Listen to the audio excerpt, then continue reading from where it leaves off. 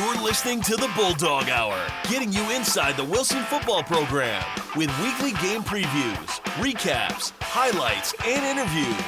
Now, here are your hosts, Joe Mays and Justin Raffauf.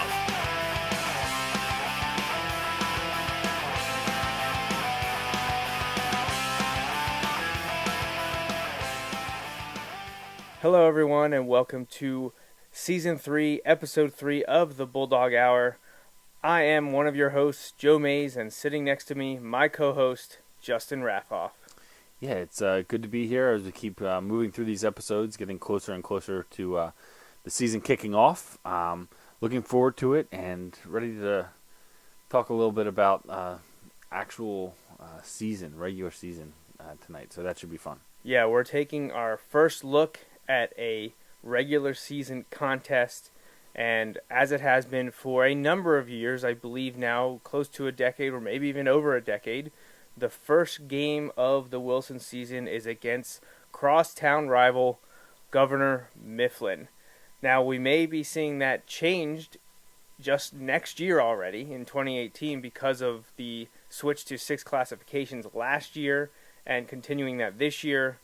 Teams are scheduling week 0 games, which is usually the week of the second scrimmage, and no longer will Mifflin be the first game, for us at least, as of next year, when we move to the same type of schedule that Mifflin has taken upon themselves this year. So actually, Mifflin has a game on Wilson before they get to play the Bulldogs. And if you listen to episode 2 of the show, where we interviewed Coach Joms and Coach Walber, they addressed that discrepancy in the scheduling and how that negatively affects Wilson, and for the most part is a positive for Mifflin. And just to recap, if you didn't listen to episode 2, Coach Doms and Wolver basically said Mifflin will have the chance to get the jitters out of their system. They'll have played that game where you can practice as much as you want, but when you start to see things in real time, real action, playing opponents instead of against yourselves or even watching film, that's a huge benefit, and Mifflin and Springford will have that advantage over Wilson this year. Yeah, I mean, you can look at that, in terms of what those first game jitters look like. You don't have to go any further back than last year. Mifflin looked out of sorts in week 1 against Wilson and quickly got it together and had a really good season, had a great season. So you look at what is the difference between week 1 and week 2, being able to get that week 1 or 0 week, whatever you want to call it, that first game. The nomenclature is up out in the of air. the way, and get into a routine with the team. Having the extra game gives you an opportunity for that, in terms of if it presents a positive advantage for you. So tonight we're going to be talking exclusively Mifflin-Wilson. But before we do that, we're going to take care of a little bit of business that we've been doing at the top of the shows for the first 2 episodes of Season 3. We just want to remind you there's a lot of ways you can follow and interact with us here on the show, primarily through social media. Those are the best places to go and help spread word about the show. Check us out on Facebook.com at Bulldog Hour, or the official team account, Wilson Bulldogs Football, on Twitter at Bulldog Hour, at Wilson Bulldogs. You can find me at Coach Joe Mays, and you can find Justin at Mr_Raffauf. We're also on Instagram, where a lot of the photos that I take on Friday nights or for other Wilson events are posted. Again, that's at Bulldog Hour and at Wilson Bulldogs Football. And lastly, if you're looking for an archive of past video shows, you have to head to the show page for Justin and my other sports show. It's youtube.com/user/Joe Mays and J-Raff show. And if you're watching this on YouTube, you can see the link there. And we'll try to get some hyperlinks out on Facebook and Twitter on those accounts, and maybe I'll even add them to the future YouTube broadcasts. But those are great ways to follow and interact with us.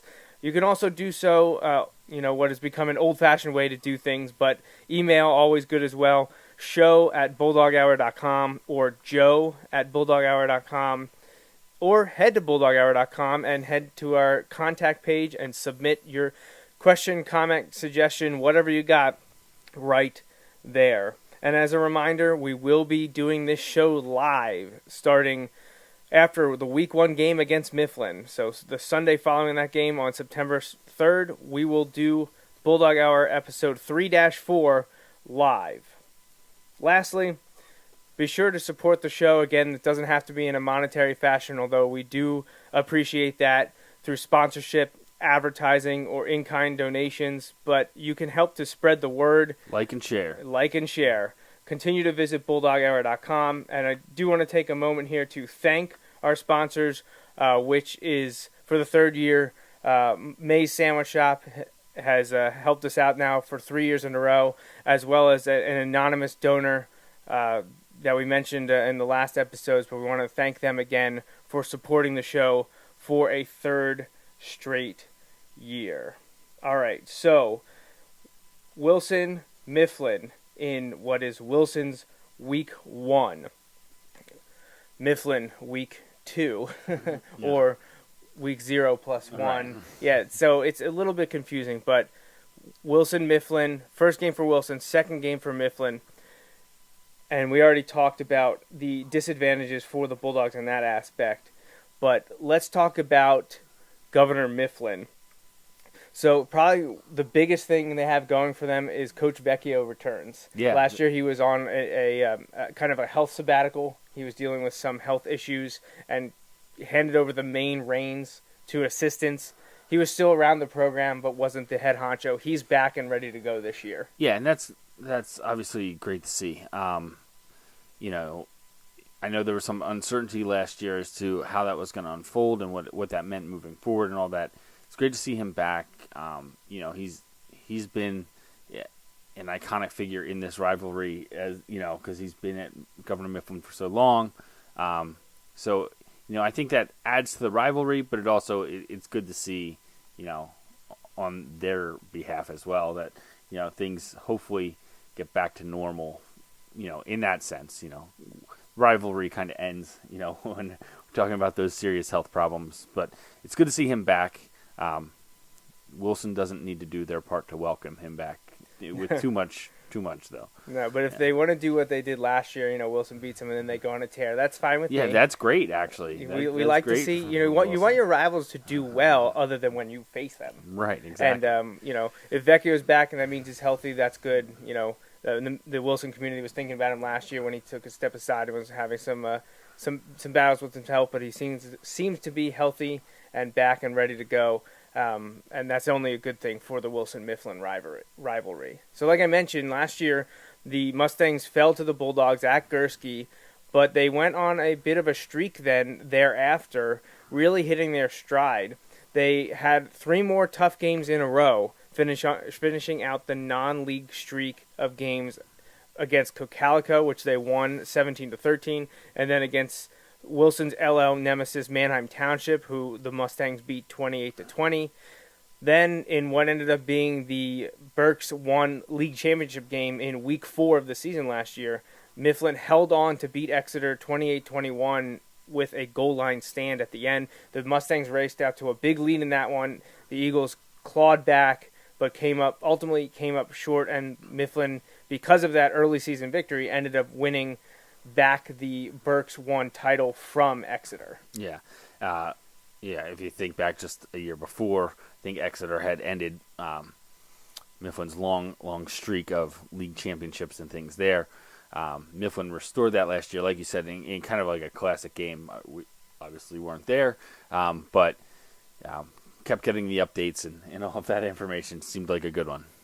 Yeah, and Mifflin after that just went on an absolute tear with no close games whatsoever. They clobbered Daniel Boone, West York, Muhlenberg, Reading High, Fleetwood, and Conrad Weiser to finish the regular season at 9-1. They then walloped Waynesboro in the first round of the District 3 5A playoffs 41-14 before ultimately succumbing to Harrisburg 46-21 in the District 3 5A semis. And obviously we know what the Cougars did last year, so falling to them, you can't blame them. Yeah, there's nothing to hang your head about in that loss. Harrisburg was kind of a machine last year. Yeah. Looks to be just as much this year. So they were a very solid, good team before Micah Parsons showed up, and when Parsons showed up, they got completely changed and started demolishing teams, including the team that Wilson beat in the district championship, Cumberland Valley, 35-14. Yeah, I have to give it to them. That's one of those where sometimes Harrisburg. This is a little bit of a tangent, obviously, but sometimes when you add a really talented piece like that, it doesn't necessarily benefit the team the way it should. In terms of not everybody steps up. Everyone seemed to really step up even more last year when they added one of the top recruited players in the country. So for sure, it wasn't just the addition of Micah Parsons, but Micah Parsons was there, which helps, and everyone else started playing better too. They were really tough. So to end the season, obviously, you hate to end that way, but losing to Harrisburg was, nothing to hang your head about at the end. And like you said, kind of the key there, and we mentioned this with that offset start of the season now, they stumbled week 1, and then they didn't lose again until they played Harrisburg. Till week 12. Yeah, so, what does that mean, this year? We'll have to wait and see. Definitely. And, obviously, like every team does to graduation, there are key losses. I picked out 5 guys that Mifflin's losing that has, a bit of a talent loss. It doesn't mean they don't have a lot coming back or young guys to step up. But from the 2016 squad that went 10-2, they lost their part-time quarterback and linebacker in Austin Baker. He threw for, they're not a throwing offense, so he threw for 377 yards, but he did throw 9 touchdowns to no interceptions. So obviously good ball security from him. He also, in their, rush-first offense, had 78 carries for 377 yards and 4 touchdowns. But luckily for the Mustangs, he wasn't their only quarterback. Then probably the biggest name that they're losing to graduation, one of 2, Aaron Grill, another running back and defensive back. He had 47 rushes, 290 yards. He also contributed 444 yards in receptions and combined for 11 touchdowns. Yeah, he had a huge year for them last year. He was a name you heard often. Yes, so that's one of the key pieces they're going to be looking to replace. Now, in practice, but coming up this season. A few more backfield contributors and defensive back or linebackers, and Donovan Hardy. He had a touchdown, as did Elijah Mitchell. And then perhaps the biggest one from the stat sheet loss, it's losing Baker and Grill is unfortunate for them. But A.J. Shepkowski, 53 rushes, 470 yards, 20 catches for 530 yards, and 17 total touchdowns. That's a lot of offensive contributions to replace right there. Yeah, when you look at 73 touches between rushes and receptions, and 17 touchdowns and basically 1,000 yards, that's exactly 1,000. Yeah, that's pretty amazing. So I'm sure they have the guys. You and I talk a lot about Wilson all the time and how there's guys, learning the system, working their way through. It's the same thing at Mifflin. So while they've lost a lot of production, there's going to be guys there who know the system, who are ready to step in and fill those roles and are waiting for their turns to kind of bust out this year. Yeah, and obviously we didn't mention any of the linemen, but there's going to be linemen in and out, and they always seem to have big guys step up. Very similar to Wilson, where a lot of their literally and figuratively up. big guys that step up. And they are big shoes to fill, but they seem to always be able to do it. So not to slight the linemen, but I don't know enough about them to throw out names that have left or are coming back. So it'll also be tougher for us to throw out stats. Right, yeah, exactly. I don't have pancake block stats. Yeah, the advanced metrics databases on high school football aren't quite there yet. So. Yeah, and we always get aid from LL media writers, Lancaster newspapers, Penn Live. And the Reading Eagle always helps us that we can grab stuff from their previews. And I have a ton of Wilson stats that I can rattle off myself, but the opponents are tough to come by. And if places like Max Preps don't have them, I can't find those. So defensive line stats like sacks and tackles, unfortunately don't have them yet for Mifflin. As we do previews for some of these other schools, we'll have those and we'll contribute to their source. But to start now, I don't have information on the Mifflin linemen. But those 5 players, Baker, Grill, Hardy, Mitchell, and Chepkowski, 34 offensive touchdowns. Yeah, that's... So, it sounds like I'm not trying to sound like doom and gloom, because it's obviously not. They have a significantly strong team coming back this season. Actually, they returned 13 starters from a team that went 10-2. Yeah, that's pretty amazing. That's a good amount. You have, if you're just talking offense defense, you have 22. So more than half of their team is back. Yeah. And one of them that I'm not sure is included in this, because usually you don't include specialists, but one of the big guys they have coming back for them, their kicker.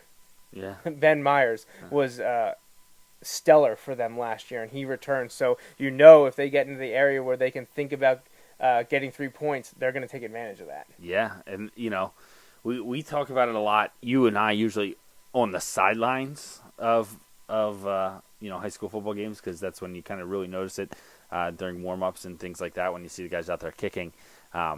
Having a reliable and good kicker in high school football, and I feel like we could say this even more in college and the NFL now.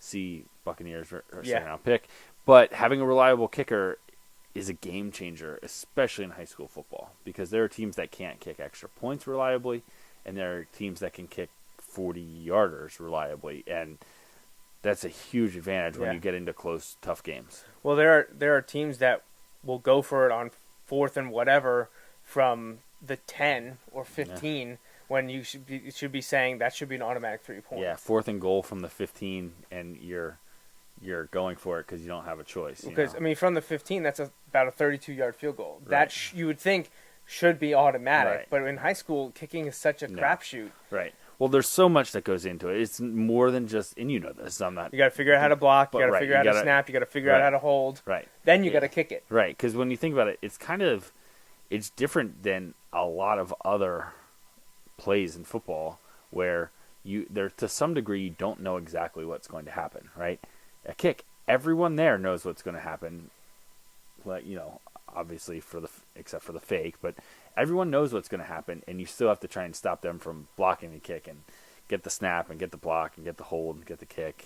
There's a lot to go on, and so Mifflin to have that ability is huge. Yeah, Mifflin having Myers back, that is definitely a positive for them.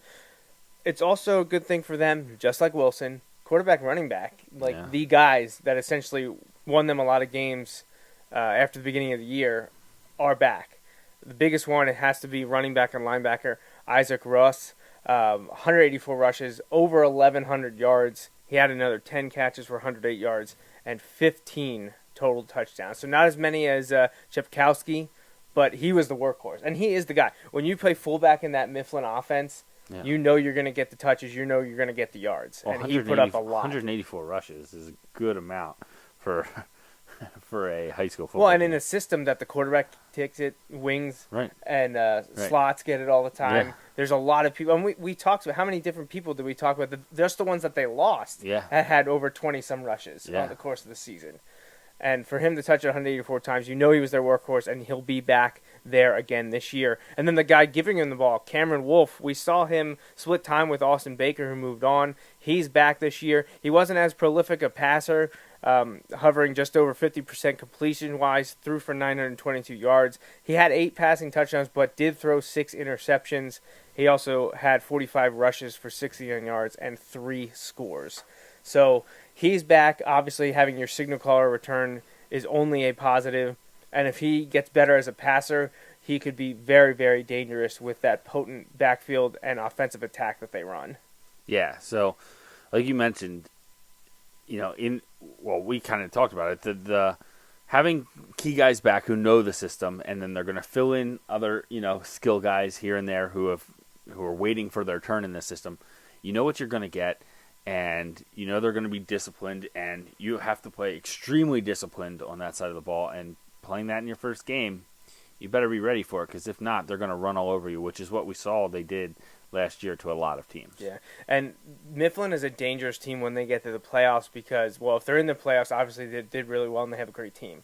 Second, if they catch a team that isn't used to defending their style of offense, that's when you see upsets from them because they catch a team off guard that even though they have game plan and game film of them, the Mustangs execute it so perfectly that teams have a tough time stopping them. And that's where, just to go back a little bit, that's playing against that style. I know it's not identical, but playing against that style, Harrisburg, that was nothing new for them last year.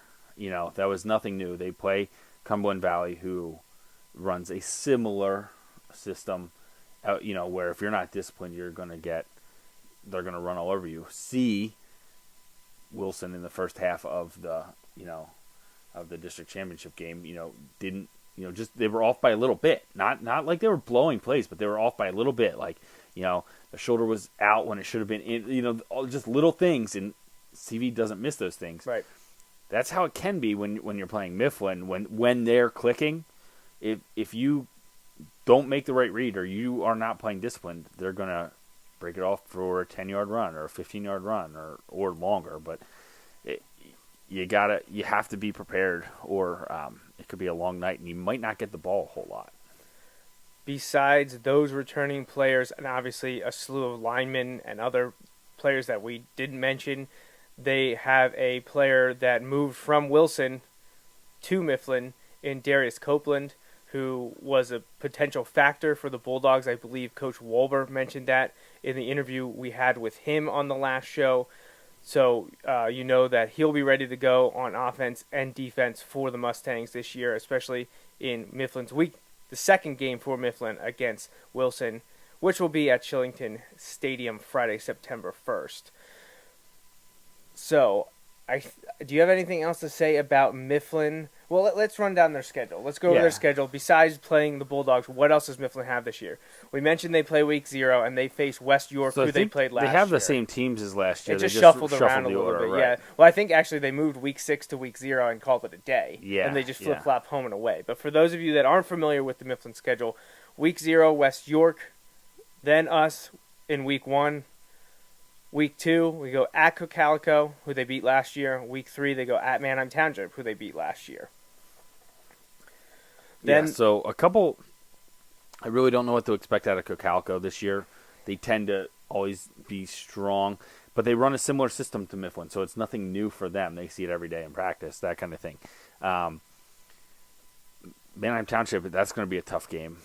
Exeter, I know Exeter returns a few guys, so that could be a tough one, actually. Too. Oh, man. Yeah, so Mifflin doesn't have... It's hard to return 13 starters in high school football and not have more than the returning starters than the team you're going against. Yeah, and the returning starters, 13 for Mifflin, 15 for Exeter, come from Mike Drago's Reading Eagle article that was just put out a few days ago about 10 things to watch for this season. So definitely... that has the makings of another classic game there. Yeah, for sure. In the first 5 weeks of the season, so week 0 through week 4, so the end of August through basically the end of September, Mifflin's season will be defined. Yeah, just like last year.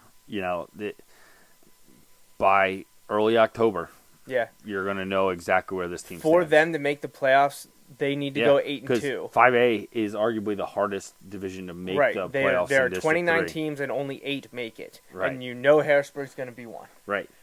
2 losses may keep you out. Right. I was going to say Mifflin can go no worse than 8-2, which means they have to be West York.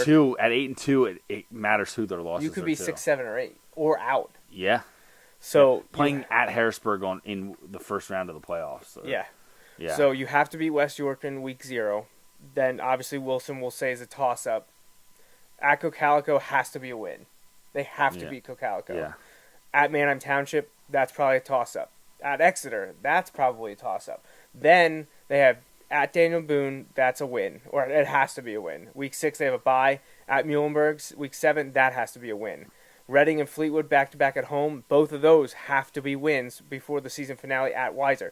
That has to be a win. So they may be able to sustain 2 losses between week 0 and week 4, but they have at least 3 games, because we don't know much about West York and Cocalico. There are at least 3 games that are at best a toss-up with Wilson, Manheim Township, and Exeter. Yeah, I would agree. And, it's hard to say because we don't know a lot about those teams going in, and we'll learn about them, before they get to some of those games, like the Exeter game in week 4. We will have a better idea of what to expect there, but the key being their schedule is defined early on, and then they get that bye kind of, week 6 to kind of regroup, but maybe heal a little. They'll be fine by then, So, yeah, they could really use it in week 5, the actual week 5 after Exeter. That would have been the best time for them to have it. Or even after Manheim Township before Exeter. Although we heard Coach Doms and Coach Walber say that sometimes having that bye before a big game, especially in high school, that can kind of eat away at your brain. You get a little lazy, lackadaisical. You think, I have 2 weeks to get ready for this. It's tough. The high school athlete has so much going on. Well, and in football especially because it's every week. You play once a week, and it's just everything is routine, multiplied. Lots of sports have routines, but you might play, Monday, Wednesday, Friday this week, and Monday, Tuesday, Thursday next week, in basketball, something like that. Here, for the most part, they know we're playing Friday night at 7 o'clock, and then next week we're playing Friday night at 7 o'clock, and so to get those routines messed up, that could play a factor, but it'll be interesting to see how they do through the first half of that season. All right, so that's all we got for Governor Mifflin. We're going to take a quick look at the Wilson schedule and talk about who we should see out on the field, and that'll wrap up this third episode of the Bulldog Hour's third season. Again, the schedule's up there if you're watching. If not, Wilson has Parkland and Reading in their 2 scrimmages before traveling to Mifflin on September 1st that we just previewed. They go back on the road in week 2, September 8th, to go at Springford before coming home for the first regular season home game September 15th versus Central Dauphin. Yeah, welcome. Welcome to Gursky. Here comes Central Dauphin. The Mifflin and Central Dauphin games will be broadcast live on WEEU. Central Dauphin game at home will also be broadcast by the school district. If you're interested in watching the game live from afar outside the region, go to wilsonsd.org. Wilson Open Leagues play at home the next week, September 22nd against Warwick. Then they have at McCaskey, host Penn Manor, host Lebanon before traveling to Manheim Township on October 20th. Many think that'll be the Section 1 championship, but don't discount Warwick that we open up with the league play on September 22nd. Things I feel like we have to say every year. Yeah, right. October 27th at Hempfield before the regular season finishes November 3rd versus Conestoga Valley. And then the District 3 playoffs are 3 weeks in a row, November 10th, 17th, and 25th, followed by the state playoffs December 2nd and December 9th. So you get 2 scrimmages, 10 regular season games, and potential for 5 playoff games. So who are the Bulldogs this year? We talked a little bit about it on previous episodes, but quickly we're going to run down expected starters and contributors for the team. Obviously, we know that Connor Yerg is back at quarterback and Iggy Reynoso is back at running back. Also seeing time at running back will be sophomore Abdul McFoy and senior Hunter Regal. Offensive line, 2 returning starters, one of which is injured at the moment, and we're not sure when he'll see the field. It'll be earlier in the season as long as everything goes okay. But we are welcoming some new players as well. So when healthy, Chris Price, senior, will play left tackle. The guards and centers are up for debate where they're going to play, but we believe it's going to be Nate Keller, Wyatt Schonauer, and Nick Drake, 2 of which, the latter 2, are seniors. Nate Keller is only a sophomore. He played a little bit last year as a freshman. And then the biggest position up for grabs is right tackle. We're hearing a few names for that spot, and it's coming down to Mikey Klein and Sam Zulik are the 2 names we've been hearing most recently. Obviously, that could change with training camp coming, but those are the ones we're hearing at the moment. Then the biggest offensive position seeing an overhaul is wide receiver. All that talent from 2016 is gone. No returning pass catchers outside of tight end Nick Johnson. The wide receivers possibilities are Trevor Tanga. He'll be a senior returning player, and we've heard mentioned in a few interviews Sean McAndrew, senior Alex Rydell, and a couple other players have been mentioned along the way, one of them being Chris Roberson and Andrew Weller. Now, we'll look at the defensive side of the ball. Again, defensive line, a strength of the unit this year, kind of flip-flopped from just a few years ago. But when healthy, Chris Price will be one of the defensive ends with Ed Ortiz. Inside at tackle, Wyatt Schonauer will get the call there.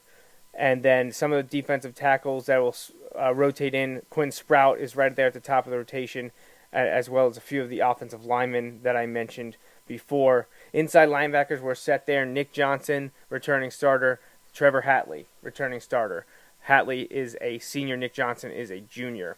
Outside linebacker, well, if you listen to episode 2, Coach Wolber said, we don't know yet. So, senior Hunter Regal, I mentioned, opportunities there. Senior Andrew Weller, potential there as well. And we heard Coach Wolber say that Iggy Reynoso may get the call in that position. And there's a few other players, including Chris Roberson, that are vying for that spot. Outside, again, when you lose your offensive wide receiver weapons, generally your defensive back take a hit too. That's the case here. Trevor Tanga played some time last year. He's likely to start there. Sean McAndrew also probably starting there. Abdul McFoyle gets some time at cornerback. Then we have a converted cornerback to safety in Isaiah Gilmore. He started the latter half of his sophomore season last year. He's moving to safety. Also getting looks there will be sophomore Matt Fry and junior Cameron Magalotti. Kicking situation, not set yet. So I can't tell you who the kicker and punter are going to be or much about the special teams. And that was, again, one of the negatives of not playing the same number of games as your opponents to start the season. You can't practice special teams live. It's just too dangerous. Coach Dom said that in the interview. So that's another area that serves as a deficiency for Wilson as they take on Mifflin and Springford at the beginning of the year.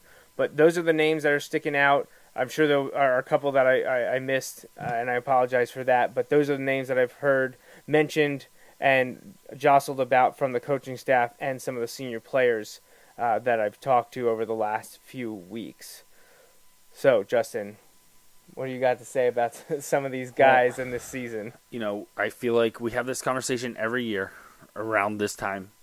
There are some guys who we have a feel like we know what to expect from them this year, you know, and in order for the team to be successful, you know, they need to work hard to you know, get close to achieve those, meet those expectations.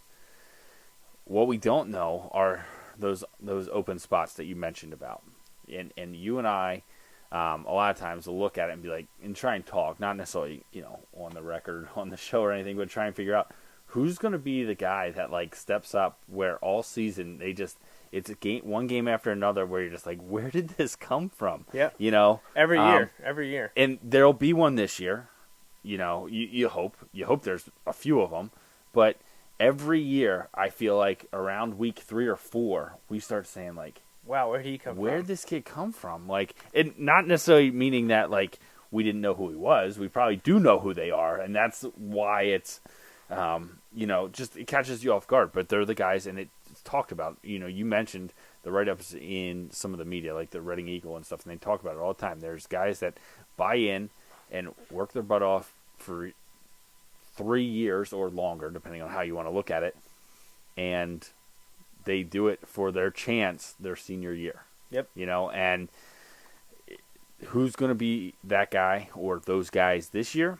We don't know. We'll have to wait and see. But you hope that you have some of those to fill in around the guys, the upperclassmen who have some experience, and some of the younger guys, like you mentioned on the line. You know how there's a sophomore in there who got time as a freshman, as a lineman. That doesn't happen very often. So obviously, very rare. You know, the coaches feel that there's some promise there. You hope to continue to grow that so that it's not like, where was, you know, what happened? You know, you hope you're not looking that way. You hope you're kind of looking the other way, like, wow, you made a bigger jump than we were expecting. So you hope for that. For the young guys, you need to get what is expected out of the more known players, and then you need a couple guys to step up, you know, and take advantage of that time that comes in. And when and where that's going to be, you don't know, but you got to be ready week 1 because Mifflin's going to be ready. For you know sure. that. That's another thing, like, with this huge rivalry being the first game or early in the season, depending on, you know, the other team's ready. Like, there's no like, oh, we didn't expect it. Like, that's not going to fly. That shouldn't fly any week, No. but there's nothing hidden about this game. The teams know what to expect, and you better be ready.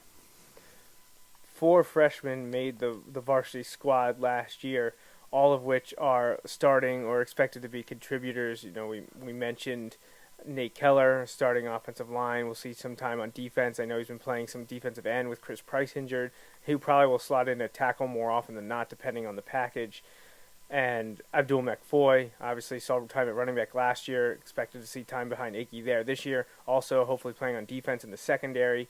Matt Fry, see some of him at receiver and safety. And John Ventura, who we did mention in the rundown of stars and contributors, but I know that he's getting looks at the defensive line. Hopefully we can see him contribute there. And that's 4 sophomores that already had game time, even if it was just as JV or backup as freshmen last year. Seeing time as sophomore is always good. And there are 2 freshmen up on the varsity squad this year in wide receiver and defensive back Troy Corson and lineman Jeffrey Colson. So it's nice to see some of these young players getting the opportunity. Having exposure for that extra year is usually invaluable for these young players.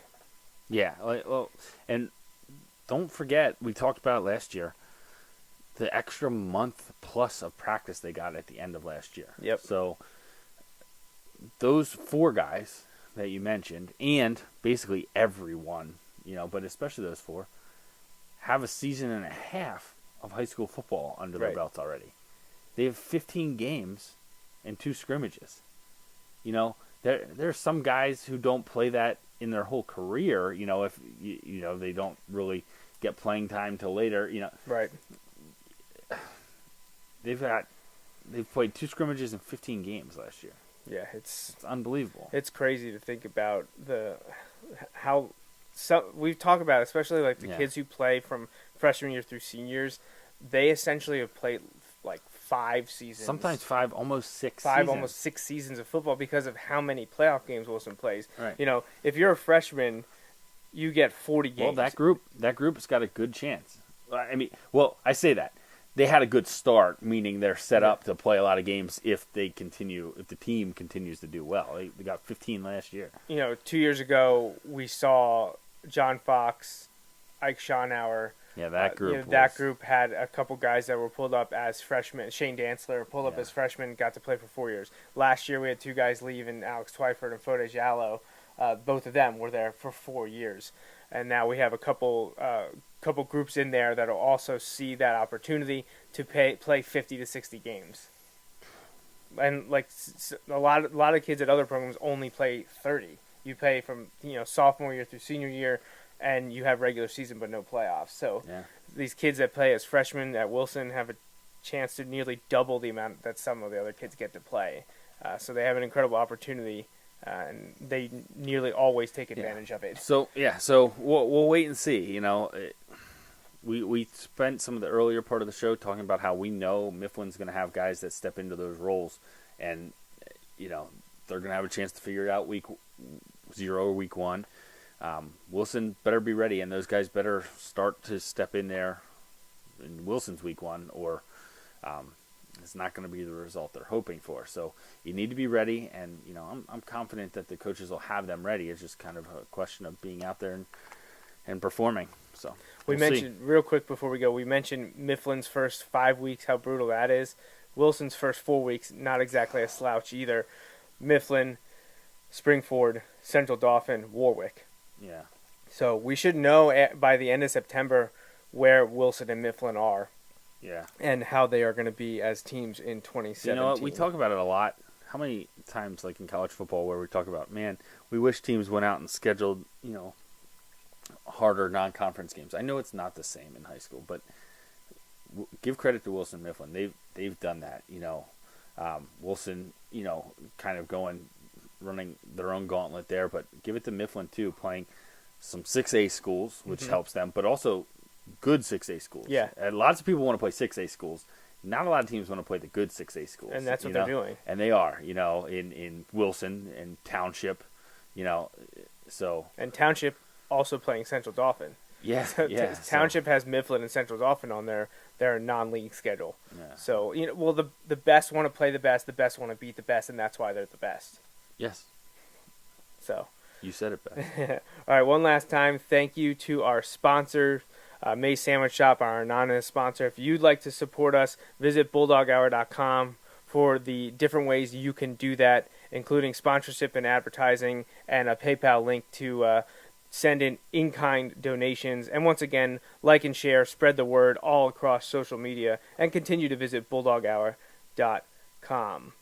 Well, I think that's it for everything for us on this episode of the Bulldog Hour.